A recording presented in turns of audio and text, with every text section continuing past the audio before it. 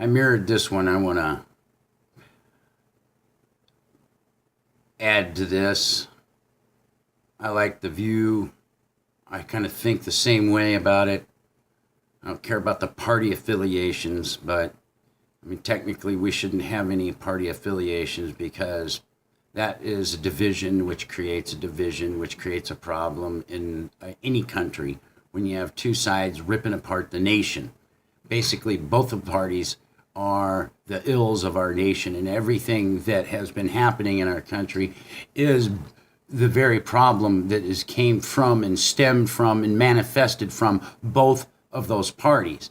But what he talks about in this is totally true. And I've thought about it the same mannerism as this, very close. Not exactly 100%, but very, very, very, very close. Here we go.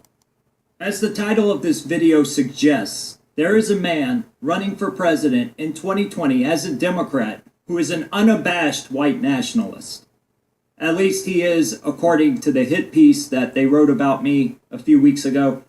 That's right, guys. I am running for president of the United States of America. And no, I'm not a white nationalist, but I am an outspoken conservative. And I guess in this day and age, that makes me an unabashed white nationalist.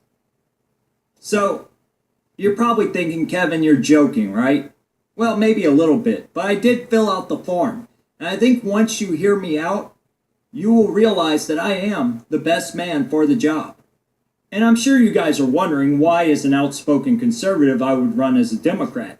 And there are two reasons for this. One, I want to nominate Alexandria Ocasio-Cortez as my running mate, purely for Machiavellian reasons. And as long as she can wear a swimsuit to work every day, and she keeps the duct tape on, I think we'll get along just fine. Now, the second reason is more serious.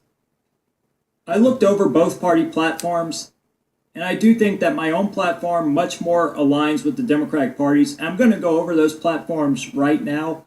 And by the time I'm done, you will be ready to vote for Hydra and make McCarthyism great again. So let's start with economic policy. You see, the other day I saw one of my competitors, a Democrat by the name of Andrew Yang, on the Joe Rogan Experience discussing economic policy. And that's what motivated me to run for office. Now, he had a great idea that he would give people free money in exchange for votes. And good for him. I think that that is a good idea. Sadly, I will not be able to offer such a policy. But I do think that the Democrats' platform of taxing the rich, making them pay their fair share, empowering the middle class, and helping the poor, that is something I can get behind. That is why my first action as President of the United States would be to abolish the IRS and implement an across-the-board flat tax of 10%. Many of my fellow Democrats, like Bernie Sanders, will argue that a flat tax isn't fair because it makes the poor pay the same amount as the rich. And while technically they are paying the same percentage, it is intellectually dishonest to say this because a person making $40,000 a year would pay $4,000 in taxes, while a person making $100,000 a year would pay $10,000, and a person making $1 million, $100,000. Now, to be fair, we could offer exemptions for the working poor as long as they are working, and if they make less than $30,000 a year, we can make an exemption so they pay no taxes. And we could also offer it in conjunction with a luxury tax. So if somebody wants to buy a second home or a private jet like Bernie Sanders, they would have to pay a little more for it. Now, another great thing about this is by abolishing the IRS and the very elaborate tax code, the rich no longer have a way to get out of paying taxes. And it would cost much less for the taxpayer each year because we are not paying all of these federal bureaucrats. Now, you can't talk about economic policy without bringing up the social safety net system. Right now, talk about Medicare for all and expanding Social Security, that's all the rage among my fellow Democrats. Sadly, I can't compete with them on this. I don't want to expand Medicare and I don't want to expand Social Security. But I do have a few solutions that I think are a lot better. I don't think Obama got a lot of things right, but one thing he did get right was that we do want to take grandma's Social Security. I don't know about you, but my grandma is far too special for me to let her live off of $700 a month for the rest of her life. It's not right, guys. If our grandmas had put in that same amount over 45 years into even the more modest performing mutual funds, they would all be millionaires by now. That is why I propose we scrap Social Security and instead we provide a federal tax exempt program that allows people to invest in a diversified portfolio with some stocks of their choosing, along with government bonds and money markets. This would provide huge returns on their investment.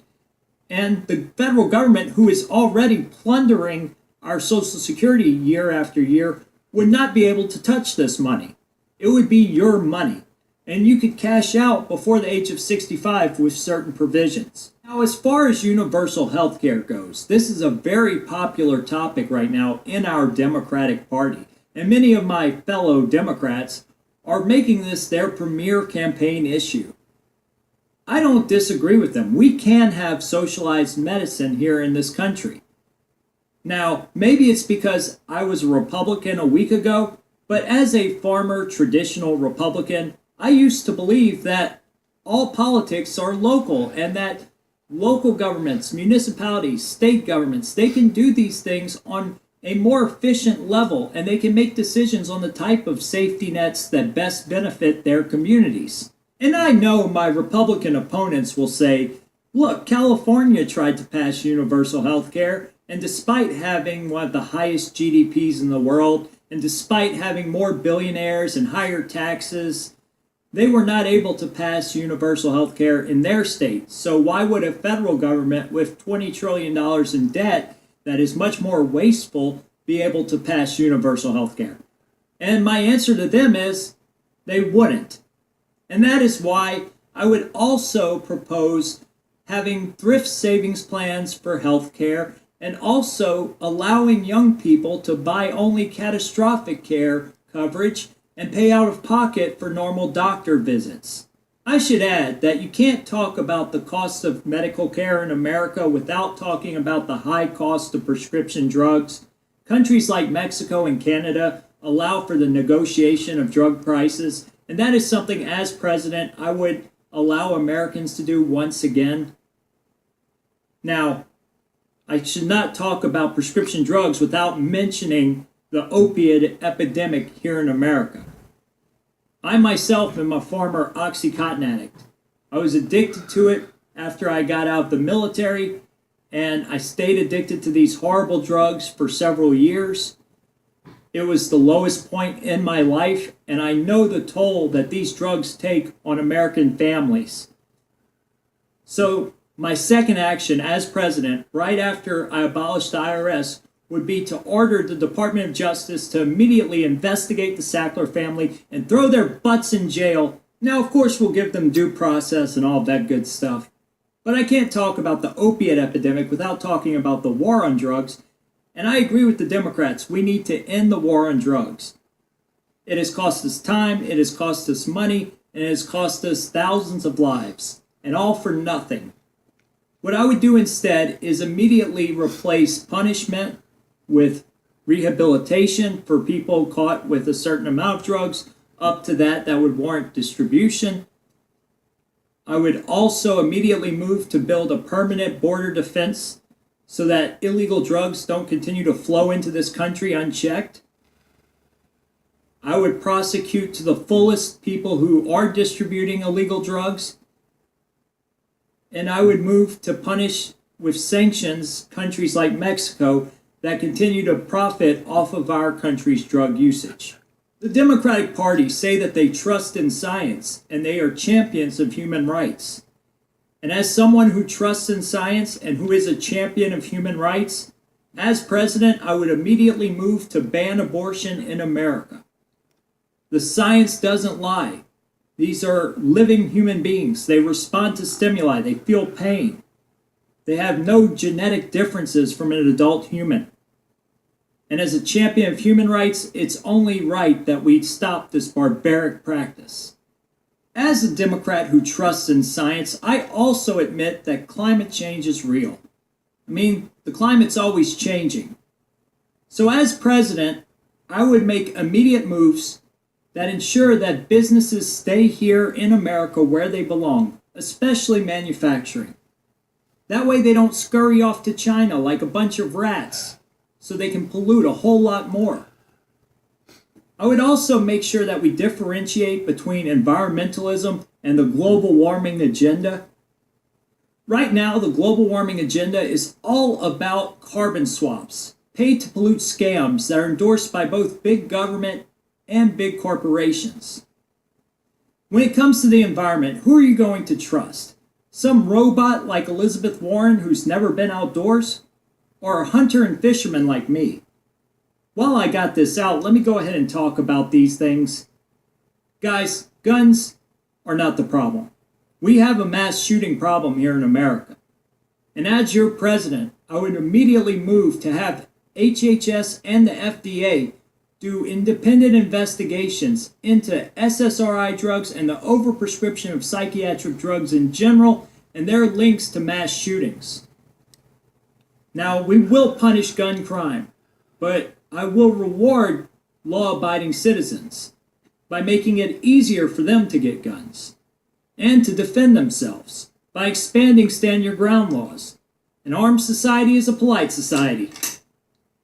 Now, before I go, I want to talk about one more issue, and this is the core issue of my campaign, because if we don't address this, nothing else matters. And that's because America is under attack, and it has been for a very long time.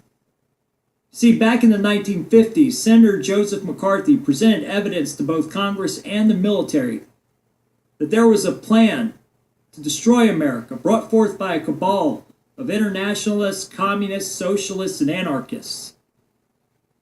Now, for Joseph McCarthy, it was too late.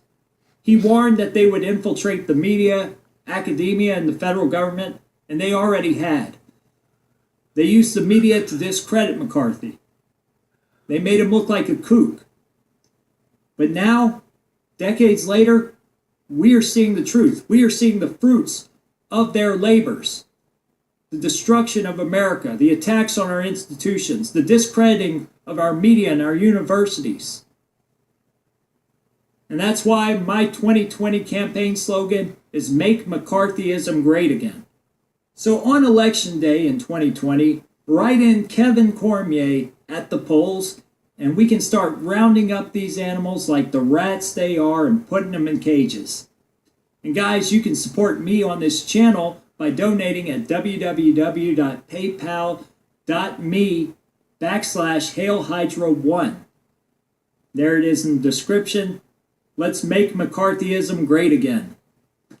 Promise me that no man will remain happiness gone, and everyone will. So, that's it right there. I agree with a lot of his platforms. I think that they would work much better than the predatory system that we're currently living under right now, and especially by ridding the private Fed, the Fed that is owned by 13 dynasty families, which would also get rid of the IRS. When you fill out a 1040, ladies and gentlemen, you're violating your Fifth Amendment. You actually are giving them something to go after you. And you're doing it willfully without any preconceptions, understanding that you just gave up your rights by doing that. It's voluntary. If you want to pay your taxes, you want to file, it's supposed to be voluntary. But you try that and see what happens. They will come after you. They will harass you. They will seize your money out of your bank. And the banks will let them do it with a rubber stamp that didn't even go in front of a regular judge. Do you know that? It's a rubber stamp. It's just like if the state or your Department of Motor Vehicles wants to take money out of your bank account,